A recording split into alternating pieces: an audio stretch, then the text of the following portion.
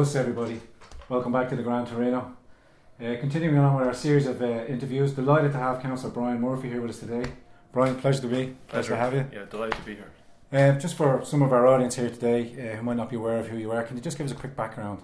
I was always interested in politics. My parents were always somewhat political, never ran for politics themselves, but interested in current affairs, and I suppose I got the political bug quite early on.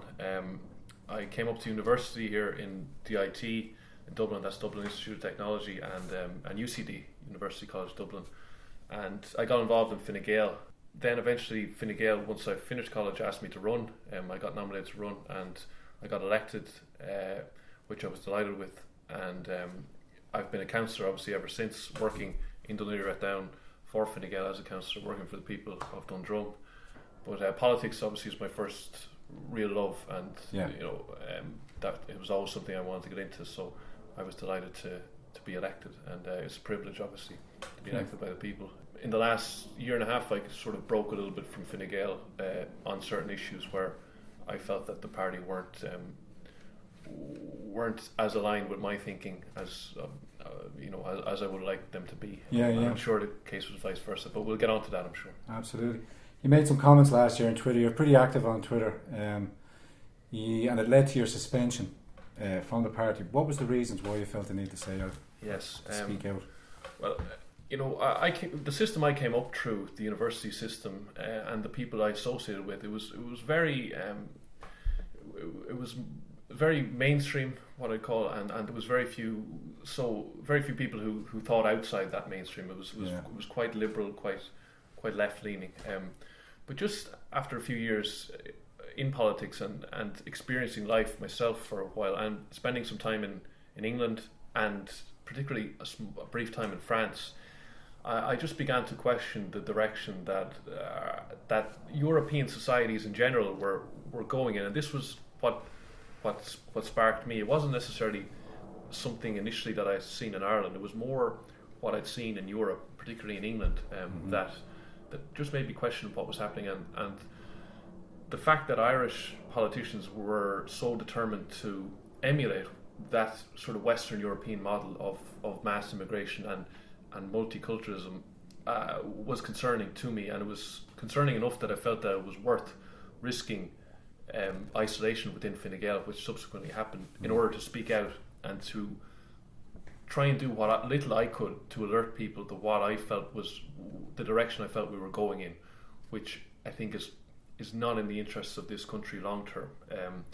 This is a model of multiculturalism which basically says that people can come into your country and lead completely separate lives with no real responsibility to integrate, to embrace the host culture, and to become European in their mentality. And it's from what I have understood of history and of my understanding of politics and civilization history, is that this is quite a recent experiment. It's history has always been about countries with a common identity, with bonds of loyalty between the people which is core to having a state, to having strong social cohesion within a society. So this idea that you can have people living side by side with no real common bonds or common responsibilities between the different sectors of society is something that I think has caused huge problems in places like the Netherlands and France and England,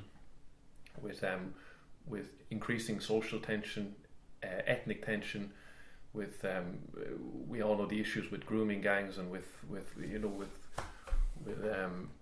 communities in England which have changed beyond recognition in only a short space of time.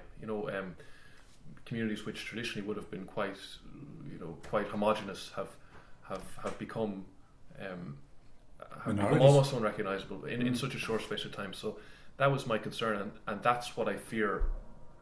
That's the direction I fear that Ireland is going in, and I think there's a lot of evidence to back that up. We in Ireland have had an incredible amount of immigration, not only from European countries but from non-European countries, in a very, very short space of time, and I already see the consequences of that in communities across this country. Yeah.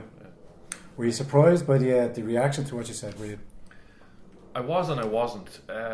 I know how touchy this issue can be in politics, particularly in Ireland, because we've never really had somebody speak out. There's been a couple of politicians over the years who've mentioned this issue, and immediately they have suffered consequences for talking about it. I think of Councillor Seamus Traynor up in Monaghan and so on. Even to discuss this issue has been thought of as outside the pale, so to speak. So I wasn't totally surprised, but I was surprised at the lack of any support that I received within the political system from when I mean vocal support, public support. There was plenty of politicians who in private I agreed with me, and who still agree with me, but who were unwilling to speak out. And I think that has something to do with the consequences for diverging from the mainstream view, and the element of groupthink which has infiltrated our society, not only in Ireland but particularly across Western Europe. That if you don't hold to this narrative that multiculturalism is a good thing, and that mass immigration is an inevitability, as many EU politicians would have tried to suggest, then suddenly they'll label you anything. They'll label you everything under the sun, because they not only do they. It's not so much that they don't believe the conversation is worth having, but they're afraid to have the conversation, because they themselves, I think deep down, see some of the problems, but dealing with these issues, they feel is so difficult that they'd rather just pretend that there are no issues, pretend everything is okay.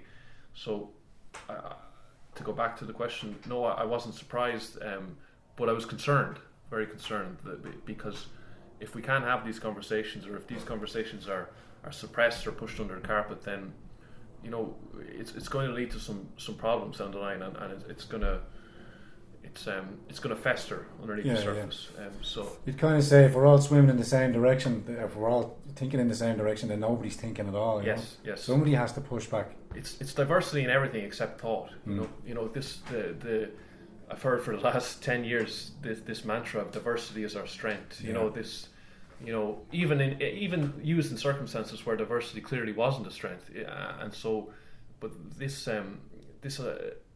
sort of suppression of critical thinking and free thought, it has had an effect in that I think it is pushing more people pushing more people away from mainstream media and more towards online sources of media, new media, so to speak, because that's where people can have these discussions. That's where people can analyze things and can deal with the hard issues, in a wholesome way, in a roundabout way, without dodging issues or without.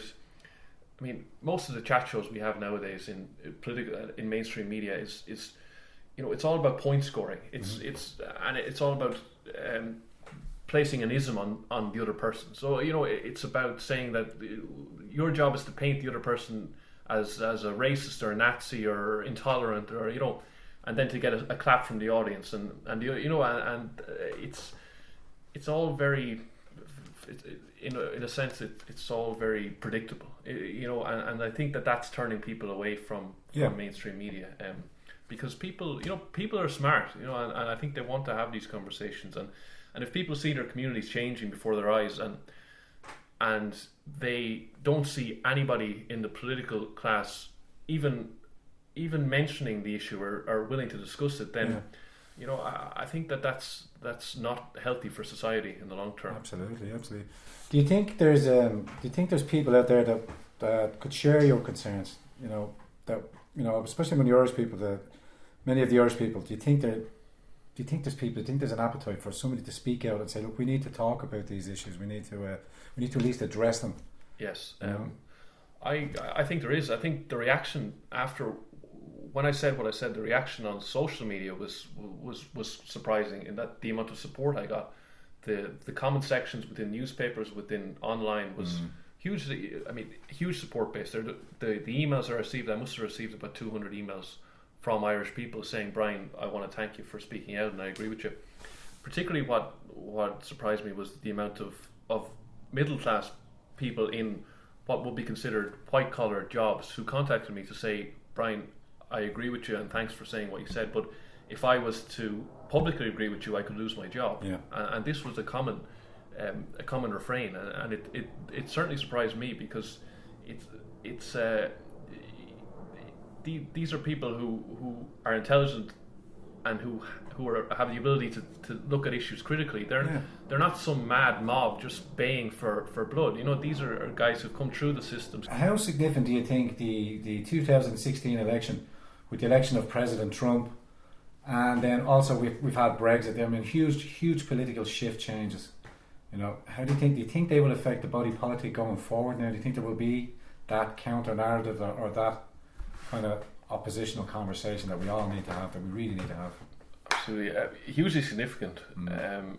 I think some of it was sparked to some degree by the decision of Angela Merkel back in 2015 to allow around 2 million mostly Muslim migrants into Germany, and the chaos that caused in Germany, the ramifications and the implications of that, I think, had a knock-on effect towards Brexit and subsequently Trump, in that it showed the British people that basically the European Union couldn't be trusted on the issue of migration, because no matter how well Britain might have protected its own border, if Angela Merkel can just allow 2 million people in, 2 million people not from Europe in, who will then at some stage be given EU passports and allowed to travel freely within the European Union, a lot of British people thought, hold on a second, this is not what we signed up for originally. This is not what Europe was supposed to be about. And it showed people the degree to which their sovereignty had been taken away and eroded by the Brussels hierarchy, so to speak. Because Angela Merkel, at that stage, now I know her position has weakened since, was the preeminent leader of Europe. She was all powerful, and I think it was her power that gave her the belief, the misguided belief, that she could make such a decision and that it wouldn't affect her. And obviously subsequently we see what's happening in Germany, that the German people have begun to turn against her. AfD now has become the strong oppositional party now. Absolutely. But that led into Brexit, and that led subsequently to Trump. Brexit was the establishment in Britain didn't see it coming. The establishment in Ireland did not see it coming. I mean, when I think back, I was one of the few. I think there was a few more who believed that Brexit could actually happen. Initially it was dismissed. It was thought that, look, once it comes down to the vote, that the British people will, what I think some journalists described as seeing sense. The British people will see sense. This is the mentality of a lot of people within the mainstream media in Ireland, particularly, that anyone who is in any way Eurosceptic, they nearly question your sanity. I mean, I had people question my sanity when I started trying to explain why I believed that Britain could vote for Brexit, and why it wasn't such an implausible idea. So Brexit was a movement, really, like Trump, of people in Britain saying they've had enough of being talked down to, and their concerns on immigration being dismissed and defied in many cases. Because in Britain, I mean, most polls since the 1960s have showed that British people have consistently wanted to slow down immigration into Britain. And yet every single government since then has ignored and defied that wish, and have in many cases ramped up immigration against the wishes of the British people.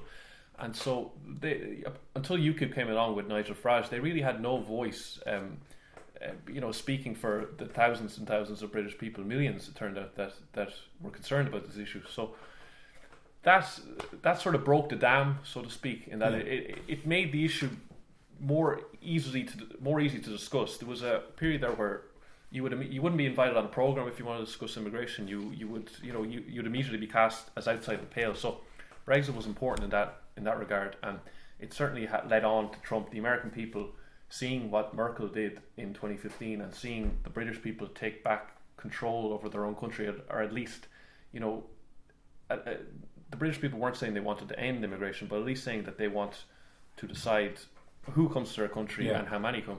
I think that led into Trump, and it has, to an extent, in my opinion, liberated a lot of other European countries to speak freely, to start addressing it, and the people to say, maybe the EU is not maybe the EU can be stood up to. You know, we see it in Italy and Germany with the AfD. We see it in Sweden with the rise of the Swedish Democrat. So it was important because in the end the people are sovereign, and it's for too long we've had mostly unelected officials in Brussels dictating to European people how the shape their society should take on, and trying to enforce a European culture and overlay existing cultures that have been there for thousands and thousands of years. Absolutely. You see, the cultural thing is at the heart of all this. In my view, a lot of what's happened is that the politicians, a generation of politicians, have grown up with this individualistic, materialistic attitude that everything is about economics, and that, you know, they get up in the morning, they read the FT or the Economist and the Wall Street Journal, and everything's about, look, if we don't have this mass immigration, GDP will fall by 0.0001%, and you know, we'll lose a couple of jobs in this tech industry, and I think it ignores the sort of the cultural aspect of and in my opinion, culture is more important than economics, and a lot of people, you know, if you said to them you'll be €1,000 less well off, but your community will be far more stable, you'll know all your neighbours, your kids will be able to play on the streets in peace, and you won't be at risk of terror attacks, and you know, you won't have grooming gangs or rape squads, running riot across your country. I mean, I think most people would take that, and that was the point that Nigel Farage made during the Brexit referendum. He said that, you know, some things are more important than economics. But to add to that, I want to suggest that this idea that's been pushed for the last 10, 20 years, that if we don't have this mass immigration, our economies are suddenly going to collapse, in my opinion, is complete nonsense. I said that with Anne-Marie the last time as well. I think our fertility rates are enough to meet our economic needs. Absolutely. I think it's a false equivalency that we need this.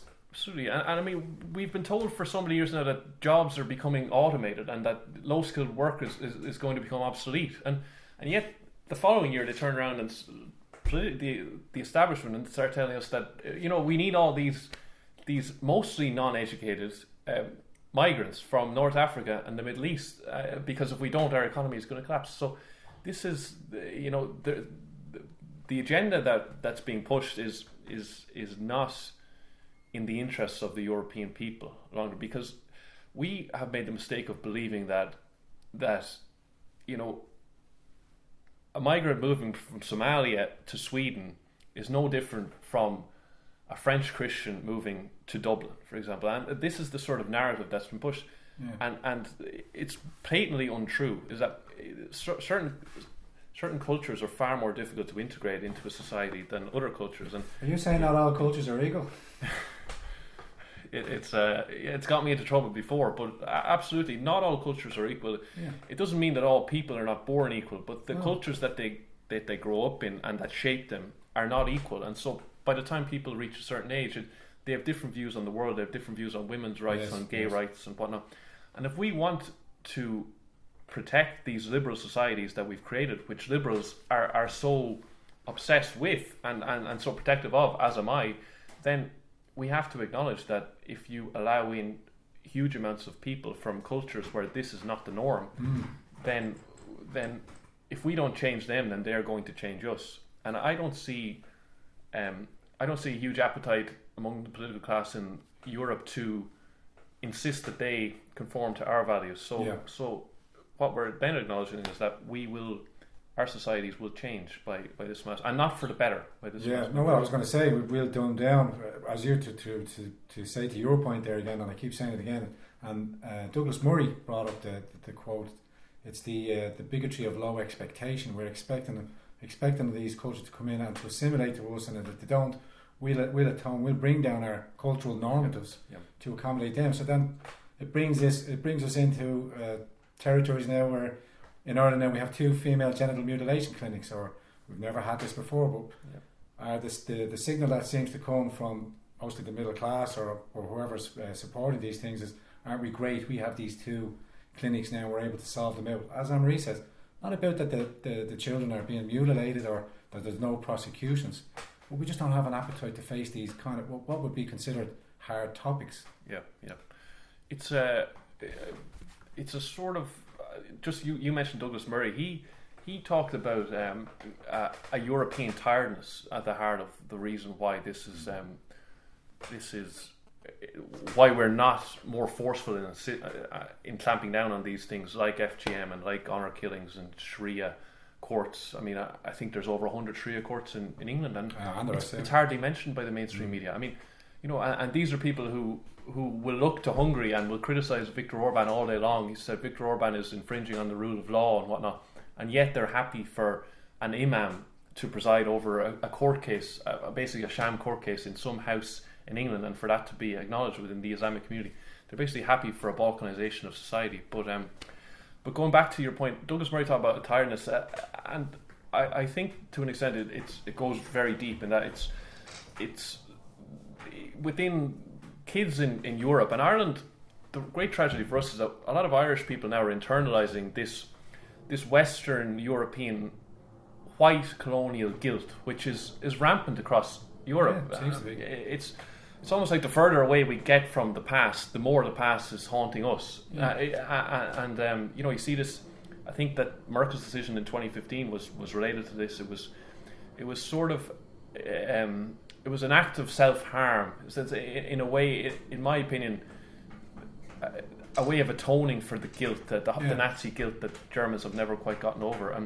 And so this, as you mentioned at the start, Douglas Murray talked about this. We are too reticent to assert the superiority of Western values and the superiority of our culture, and we shouldn't be. This is cultural relativism at play. This idea that you can't criticize something else, some other culture, because it's a different culture, and it's part of that multicultural doctrine that all cultures are equal. All cultures aren't equal, and so if we aren't willing to assert that, then a lot of the people who come here, they say, well, this country is weak. They're not even strong enough to stand up for their own culture, for their own values, for their own societal norms, and so those people don't even know what to assimilate to. You talk about assimilation. I mean, what are they actually assimilating into? Because we don't. What do we believe in anymore? There's this vacuum that's been created by multiculturalism, and to an extent, I know it's a different argument, but this war on Christianity that's been driven a lot by the mainstream establishment, particularly the mainstream media, and by the political mainstream in Europe over the last few decades. It has created a void which hasn't been filled, and so it's almost like this way of this. Yeah, we've placed minorities and anything which isn't our own culture on a pedestal, and we've it's almost become a new religion to that everything that isn't ours and that isn't in our heritage to say that's all positive, and an unwillingness to assert our own values and to say this. Look, if you come into Europe, this is European culture. This is the heart of European civilization, and this is how you should act. And you see it in the reticence to deal with hate preachers in mosques and with even with the burqa and the niqab. I mean it's these things should never have been allowed into the West, into Europe. If you come in here, you should be forced to show your face. You shouldn't be going around. As we all are. I mean, you can't walk into a bank with a helmet on. You should be allowed to walk in with a burqa covering your face. Absolutely. Yeah. So all these things are connected. It's in a way it's like we think we've created a post-historical utopian world where everything is about niche rights and gay rights and LGBT rights and non-binary and gender neutral and I think we've forgotten about the civilizational context that you have to protect your society and societies in the end will be a mirror of the people who are within that society, and there's this I think it was a book called The Fall of the Roman Empire. It was Edward Gibbons or might have wrote it. He talked about, I think he was relating what the fall of the Roman Empire to Western Europe and the state we find ourselves in. Yeah. He talked about how, before the fall of Rome, the Romans were as certain as we are now that their civilization would continue uninterrupted. And within a few decades, everything that they thought would continue forever had fallen apart. And when I look around Europe and places, Molenbeek in Sweden and Marseille and the Netherlands, I look at places in England like Luton Town. I actually spoke to two guys from Luton recently who came over to Dublin. I met them in a pub, and they told me that as an English person, as a white English person, they can't walk down the street in Luton after 7 o'clock. The police tell them that they'll be attacked, they'll be beaten up, and they were just saying to me, this is our country, this is the town I believe that Tommy Robinson came from. And it was one of the things that inspired him to start this movement. So I heard firsthand from them some things that would horrify me.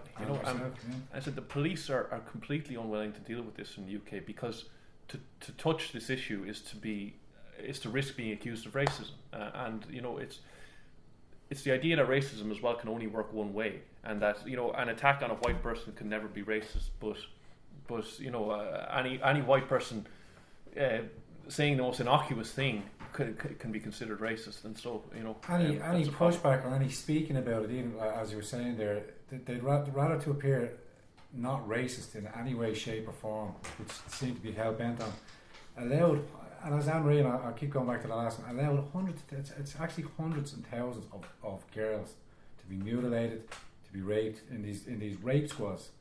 Grooming gangs softens it down and kind of equates it to what, hairdressing or something. It's just a soft word. These are organised rape squads. These are facilitated.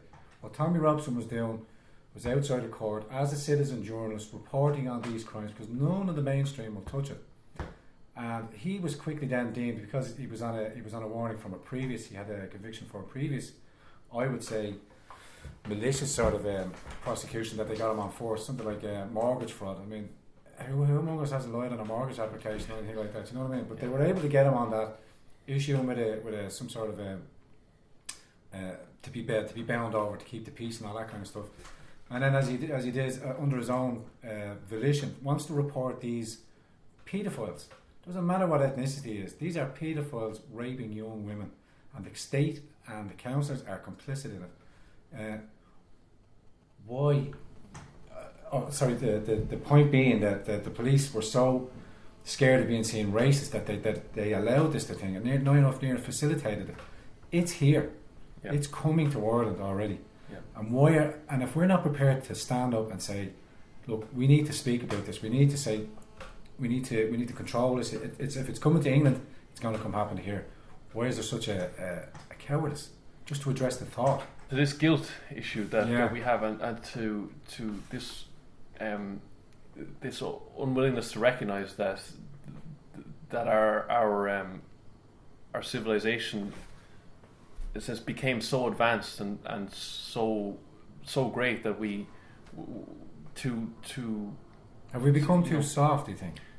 We've had it too easy. Yes, it's I think it was Douglas Murray, again, to go back to him, described it as we've lost the tragic sense of life, and that now the Eastern Europeans haven't lost it. They obviously have been far more reticent to allow mass immigration, particularly from Muslim countries. But they know what communism is all about. Yes, they experienced it. They experienced the horrors of that, and they recognise that these things, you can escape one form of oppression only to fall straight into another form. And I think that this reluctance to deal with these issues as well comes from, because the policing is often a reflection of the political mentality, and that all of our politicians they grew up in a system where the worst thing you could be called was to be called a racist, and it could end your career, and it could you'll be cast outside the norms in society too. And so I think it stems from that. It's I mean, the issue of the horror of what's happened to the so many children in England raped by these Muslim rape gangs. I think it also is to do with this severing of connection between the citizens of a state. And what's happened, in my view, is that economics took over to such an extent that we created this elite economic class who lost all connection with the working class of their own country, and so they saw themselves as sort of citizens of the world, and they, over a period of time, they began to view the citizens of their own country, who maybe weren't as wealthy or weren't as educated, with contempt. Yeah. And it was this placing of minorities on a pedestal and this sort of dismissive attitude towards people of their own country, which obviously was never there in the past. In the past, there was always a bond of loyalty between the citizens of a nation. They were part of a nation. There was, we were more nationalistic. So that the loss of nationalism has meant that these girls were considered by many to be not really that important. And so, if there was thousands of working class girls being raped and whatnot, they were more interested in maintaining what they saw as some level of societal harmony than they were in dealing with the issue. And one of the ways that Islam has been quite successful is that it's, there's very few other religions where if you criticize them, your life could be put at risk, or you're at risk of a riot breaking out, or it's you look at Salman Rushdie, you look at Ayaan Hirsi Ali. Yeah, Ayaan Hirsi Ali. You look at Theo van Gogh, Geert Wilders. Charlie Hebdo murders. Geert Wilders needs about 10 bodyguards. So this is the politicians within Europe have, I think at some deep level, they recognise that we're in a bit of trouble here, but they sort of think if they can just keep a lid on it, and if they can just pretend that it isn't happening, that it will all go away. And I think that's at the heart of the grooming gang scandal, that they felt like it was more important to stop people finding out about this than it was in dealing with it, because if the public began to question the multicultural doctrine, so to speak, then really it would expose a generation of politicians, and you would begin to question, that fable, does the emperor have any clothes? And so if you point out that the emperor has no clothes, they'll come and they'll ban you, and they'll kick you out of politics, and they'll shut you down, they'll throw you in prison, as they've done to Tommy Robinson, because it's our whole society is built, our modern society in Europe has been predicated on this idea that multiculturalism is the future, and that this is the only system around, this is the best system. And if you begin to point out its flaws, then suddenly politicians will think, well, hold on, we imposed this. This was our, the European public never voted for multiculturalism. So, if they start to question it, then a whole political class it's brought into disrepute, and so they will go to any lengths to suppress information which might expose it. It's like the Cologne, the sexual assault of around 1,000 girls in Cologne, the New Year's Eve assault. I mean, the media, the head of German police came out, Rainer Welter, I think it was. Not sure if his name. I remember him saying. Yeah, it said that he was told information came from the top to suppress that the media were complicit in suppressing this information, and that it only began to leak out a few days afterwards. And one of the bouncers who was there that night, actually, he ended up trying to save a lot of the girls, trying to get rid of a lot of these Muslim migrants who were. It's something called Taharush, I think. Taharush, yeah, where they surround a woman and it's a game that they carried out in the Middle East. The 30 men will surround one woman, and the inner circle will rape, and the outer circle will distract. Yeah, nobody knows what's going on. And he was a security man on the night, and he was talking about how he's pushing them away and punching them and trying to get rid of them and trying to save some of the girls. And And he was talking to his friends the next afternoon, and he said, you want to see what happened? This was unbelievable. And he was telling them all the details. He said, look, he said, this is going to be all over the news. And he said, 3 days went by, he said, and there was nothing. He said, and he was in shock. He said, he couldn't believe it. This was 800 to 1,000 Muslim migrants raping, and this wasn't a one-off incident. This was a cultural thing that Germany had important, and that's what scared the political class so much, because they have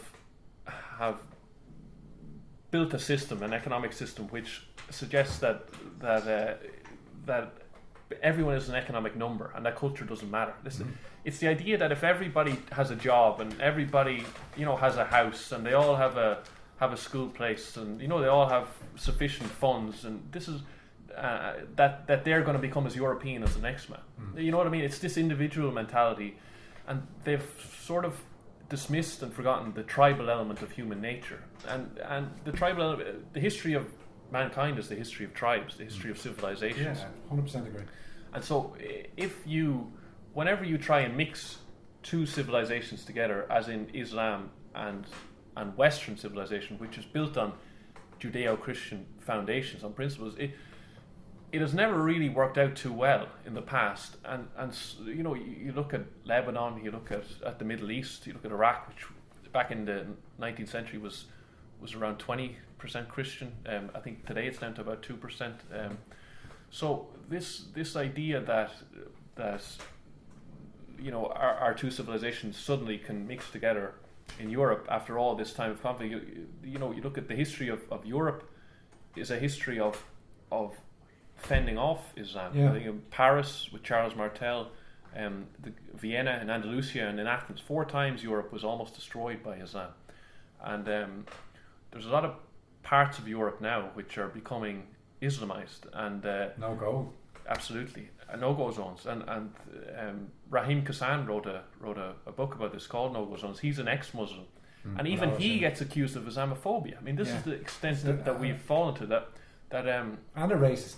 Absolutely. As a command of colour, he's been called a racist. Yeah, absolutely. Rahim Kassan wrote this book, No-Go Zones, and this came out around the time I think Trump was running for election, and Trump mentioned Sweden and talked about, you look what's happening in Sweden, and the mainstream media, they all mobilised as they now do whenever somebody questions or brings up this topic, and said no, Sweden is fine, and Sweden is they're all just walking around shopping, and it's a blissful paradise, and the more time went on, the more people realised that Trump in the end was right, and that Sweden has serious problems. You look at Malmo with the grenade attacks. I mean, it's behind Lesotho in South Africa. It's one of the rape capitals of the world. It's rape. I think since the 1970s, rape has gone up there by about 1,400%. Since the 1970s. That's after they became a multicultural society, after they opened their borders. So there are genuine issues here to be discussed, and the media, the mainstream media, are intent on shutting down the conversation because they don't want to have that conversation. Because it's almost like an Operation Mockingbird, where they're given instructions to follow a certain narrative. Like you mentioned in the German with the Cologne assaults, but media suppression was there. Where was the honest journalists that come out? We would say that in America over there, very well used to that term of Operation Mockingbird, where the press are given debriefs and stuff like that of what to say, or controlling narratives and stuff like that. But again, as you go back to Malmo and stuff like that, these charts, these statistics, 1,000-fold increase is huge. Yeah, it's astronomical. Like when you think back at journalism, when I think back when I was growing up, journalism, I always thought of all the president's men, and the idea was the journalist was a crusader for truth, and that they were there to expose political corruption, they were there to expose cover-ups, manipulation. The tragedy for us in Europe, and I can't put a finger on when it started, is that journalists have become an arm of liberal politics, and they've become the enforcers of liberalism. Particularly the mainstream media. They push an agenda on people which suggests that migration is all positive. And even in the 2015, 2016, as the boats were landing in Italy and whatnot, I mean, there was a case in. I just think back. There was Douglas Murray wrote about how in the book that we were talking about, how a boat coming from North Africa, there was it was a Christian preacher on board who was praying, and the boat got into some choppy waters, and so one of the Muslims on board decided that this Christian preacher was the reason that the boat was in choppy waters was because, you know, he's praying to God and he's a Christian, so God must be cursing us, you know. So what happened is all the Muslims beat up the Christians, about 20 of them, and threw them overboard, you know, and kept going. And Douglas Murray was down there at the side. He was at the ports. He was, you know, he was researching his book. And this he wrote about this, but this stuff never comes out in the mainstream media. No. The scale of sexual assault in Sweden doesn't. I mean, just yesterday, I think the biggest music festival in Sweden was cancelled because of the scale of sexual assault which happened last year, and that the authorities were worried it would happen again this year. Migrant sexual assault. They have in the concerts. They have segregation where they'll have females fenced. Yes. Fenced. It's going backwards. Yes. And the same thing happened in Berlin on New Year's Eve. They segregated them. You know, this is as well goes back to the issue of appeasement, in that we are not changing. If we don't change this culture, and what we're discussing here is Islam, if we don't change these primitive elements of Islamic culture, then they're going to change us. And that's, you look at the history of Islam, it's a history of imposing its will on non-Muslim societies, because unfortunately you will always find the outlier, the case there, and there are some great Muslims, great people, who try to integrate and try to do their best, but it's like Yeats had that quote one time, that the best lack all conviction and the worst are full of passionate intensity. And the history of Islam, I think, that quote runs through it. And that, you know, a lot of moderate Muslims, unfortunately, there's not enough of them doing enough to change Islam, to reform it, to insist that no, we won't accept this. You know, that women and men should stay together. This is Europe. We're going to adapt to European norms. So, if that's why what's happening is so concerning for us, because, you know, if we're relying on Islam to change itself, it's not going to happen. You know, the evidence there is quite stark that won't happen. So we have to get far tougher. We have to get far more confident in our own in the civilization that we built, the civilization inheritance that we're lucky to have in Europe, and if we don't, then we're going to face much bigger problems down the line. With the emergence of President Trump, Viktor Orban, these kind of in Australia, you've got Kurz in Australia.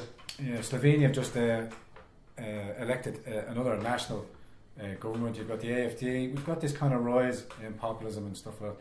We've got this rise in another narrative.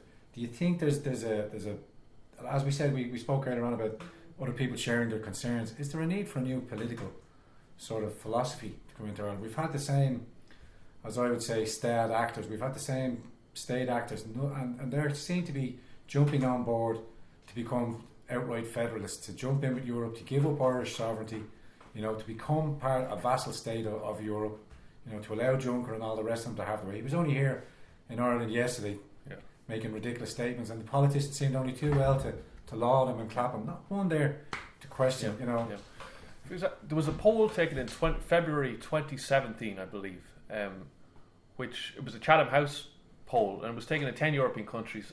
The question was, do you want any more Islam in your country? And the sample was quite large. 8 out of 10 countries said no. To a majority of around 55%, they didn't want any more Islamic immigration into there. So, when you mentioned the issue of do we need a new political movement, for example, there's so many things we can have a referendum on, but has any European country ever had a referendum on mass immigration? Who asked us? No, they haven't, because this was the one issue the political class believe is above a referendum, and that because they're terrified of what the result might be. You know, you look at, in Ireland we had List and Varna, the public in List and Varna did not want that migration imposed on them. In the end, their voices weren't listened to. You know, you look at Kilkenny recently. There's a mega mosque planned for there.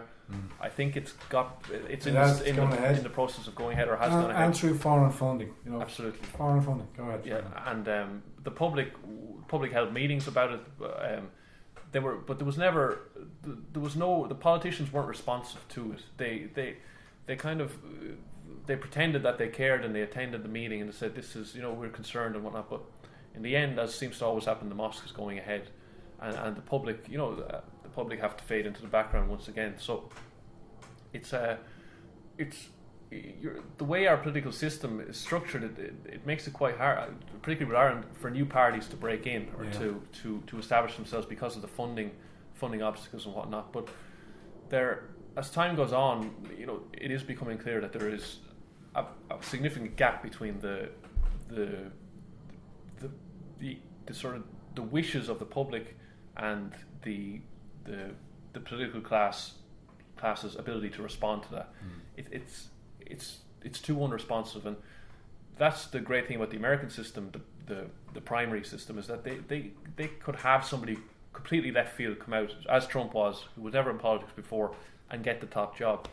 The problem we have in a lot of European countries is that, particularly in Ireland, is that you have to go through the party system, the Fine Gael system, the Fianna Fáil system, and there's a lot of people in there who will stop you from making waves within the political parties if you don't conform to their view. So now we have seen in Austria and Italy, which gives us a lot of hope, the rise of new parties, as you've seen, and a whole generational change of leadership. And it's interesting that it seems to be younger generations who are coming up politically and moving towards the right. In a sense, it's because it's our generation and people around my age who are going to have to deal with the consequences of these policies and the way that Europe is changing. Yes, and demographics. And demographics is another issue that is very rarely talked about. Never spoken about. And it's in some instances it's the only thing we're talking about. Because the way society will be is dependent on who will be in it. It's not going to affect us. Yes. It's our children and our grandchildren. Yeah. What if we don't address it now? Yeah, we're talking about our low fertility rate, but we're bringing in a culture that absolutely that their birth rate is nearly double and triple ours. Yeah. So in time, it only leads the conclusion to be there'll be less of us and more of them. Yeah. And where's our culture after that? Oh, absolutely. And this is the point I go back to. If we were bringing in Australian people or German people, and they were having 3 or 4 kids, or Polish people, for example, it wouldn't be a concern, because in the end, even if they don't speak the language, or the German people can't speak the language, their kids are going to become more Irish than the Irish themselves. But the issue is when you're bringing in cultures who don't integrate, who keep to themselves, and which is what we're currently doing. So it's that's the underlying concern behind a lot of what we're discussing, and but I'm not sure that a lot of the political class are willing to grasp it.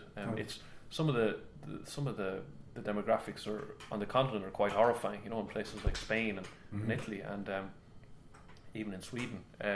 In France, there was the head of the Patrick Calvier, the head of the French Interior Ministry, actually came out, and it wasn't reported widely in the mainstream media, and talked about how he was predicting France heading for civil war within the next few decades, because of a combination of mass sexual assaults on women, French women, and demographics. And I think it was Breitbart ran the article, and a few others who actually commented on it.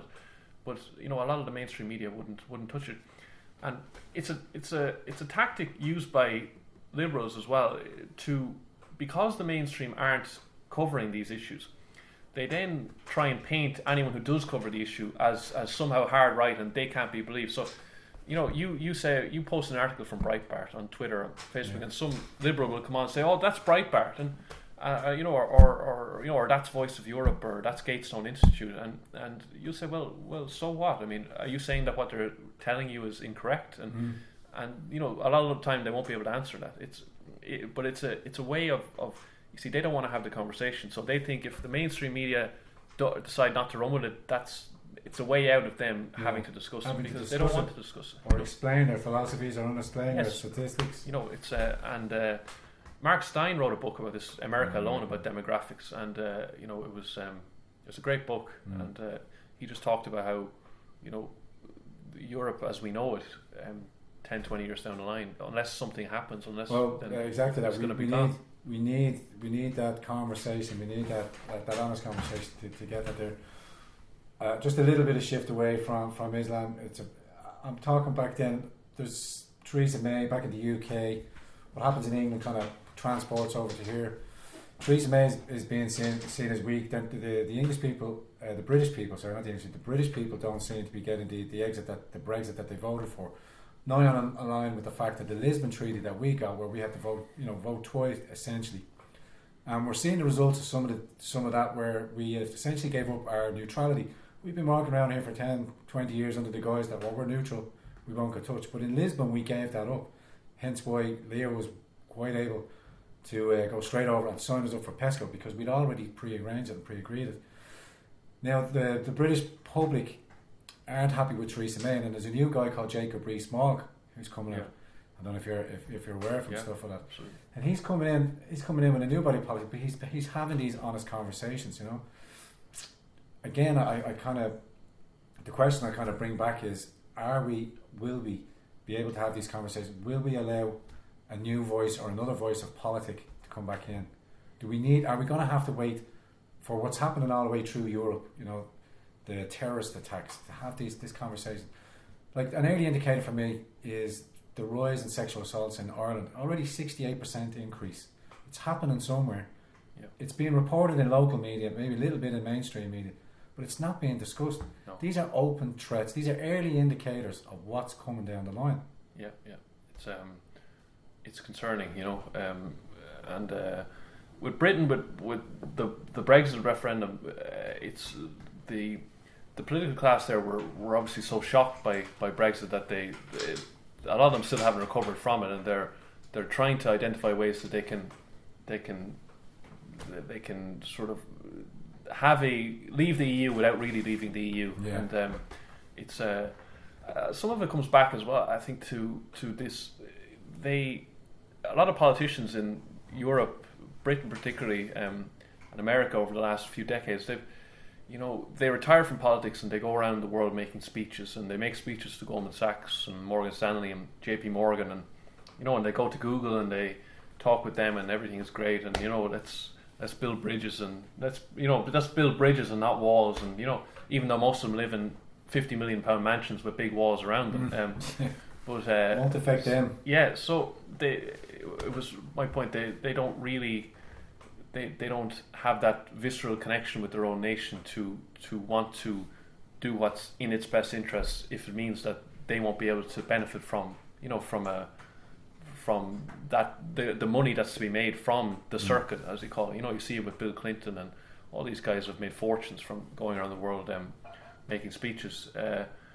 Would say a pay for play type of thing. Yeah, Jacob Rees-Mogg is quite an independently wealthy man, I believe. And I believe he's a genuine patriot, and that he sees the flaws within the EU, and he wants to ensure that the British people's vote is respected. With regard to Ireland, I mean, it's we're a small country. We have benefited hugely economically from the European Union. I'm not going to lie about that. It's a lot of our infrastructure. I cut across you a little bit, Brian. We're now net contributors. We're not net beneficiaries anymore. Yes, absolutely. Things have changed a lot, and things are changing. And it's the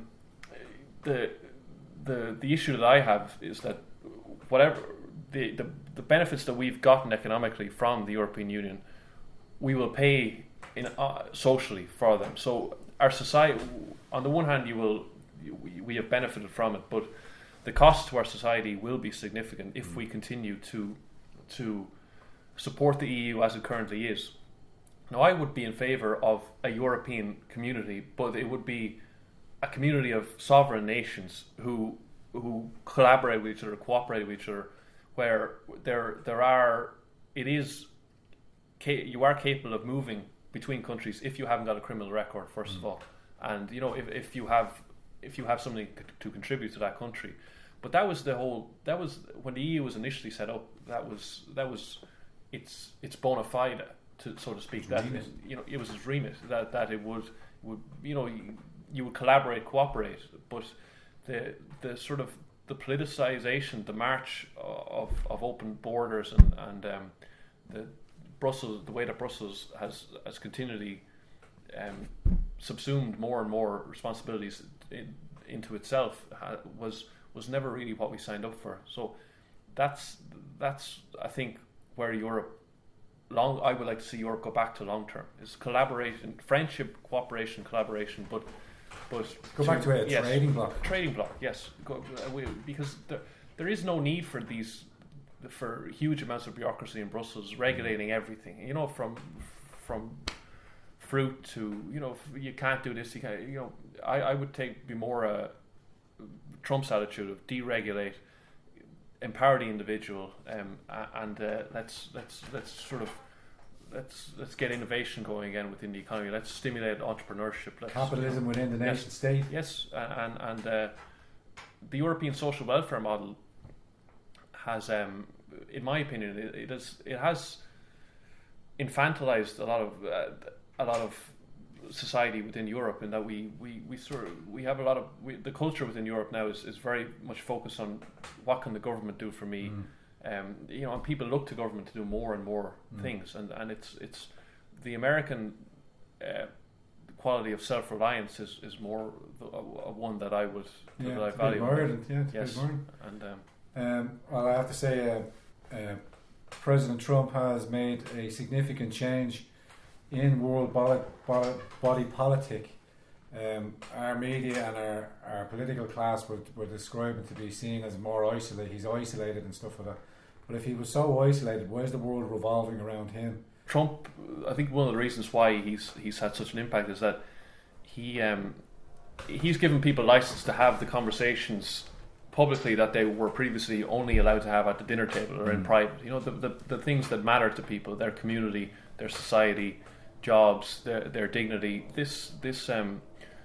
People now feel that they can discuss that, and as well with Trump, I think what he represents is a lot of people who felt that they'd been left behind, had been forgotten, and that anyone in American society who had money was automatically disconnected from and didn't care. When Trump came along, he was one of the first billionaires, one of the first real players at that level, successful man, to actually say, well, I care about the citizens of this country. You know, I don't just care about, you know, working with Goldman Sachs and working with JP Morgan and making money. That you know, I'm a patriot. I love this country, and I'm going to work for you, and I'm going to make changes. And he alienated a lot of people. He would have lost a lot of friends in business and in you know, he was a man who benefited hugely from his brand and from the corporate world.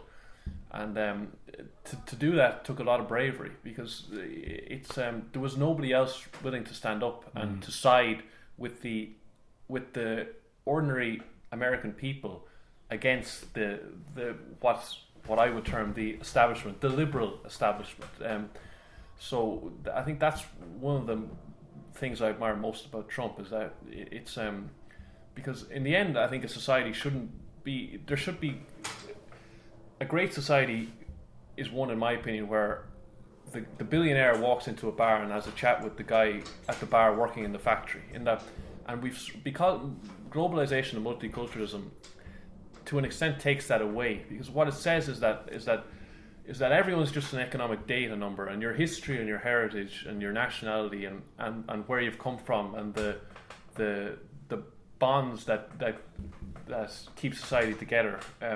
That they don't matter. That you know, if you have loads of money, you can jet off to the 5-star resorts and go to Davos and Bilderberg and whatnot, and they'll all collaborate. And you know, everyone else is just, you know, it doesn't matter if you're from Somalia or Pakistan or whether you're from Dublin. You know, that's you know, a Dubliner doesn't. You know, you're only another economic data number. Your history as an Irishman doesn't matter as much. Your heritage as an American doesn't matter as much, because we're just going to allow another 50,000 people in from Mexico next year anyway. So they're all, you know, you're all just competing with each other for less and less of the economic pie. But what Trump represented was I think a cultural revolution, that people saying that culture matters and our heritage matters, our history matters, our identity matters, and I think that's something that the European people are starting now to say, is that, you know, it's not all about economics. It's, you know, we we want to live in a country where, you know, where our heritage is valued, where our culture matters, and where you know our children can grow up with the same safety and the same opportunities we had. And yes. It was like Edmund Burke, the Dublin politician, the famous Irish philosopher, who talked about society being a contract between the generations, and that we have a duty to pass on the same society that we inherited, and to ensure that we don't mess it up too much, and we don't change it beyond recognition, and particularly not to make it worse or to make it more divided, or more, you know, to make it unrecognizable. And so I think that's what's happening in Europe and America, and will happen, I think, in Ireland, as if we keep going down the road we're currently going down, and that's I think that's a good thing. Oh, brilliant, Brian. Great conversation. Pleasure. Thanks very much for joining us here on the Gran Torino. With that, just like to say a big thank you to Brian Whitefoot for joining us on the Gran Torino. Great conversation.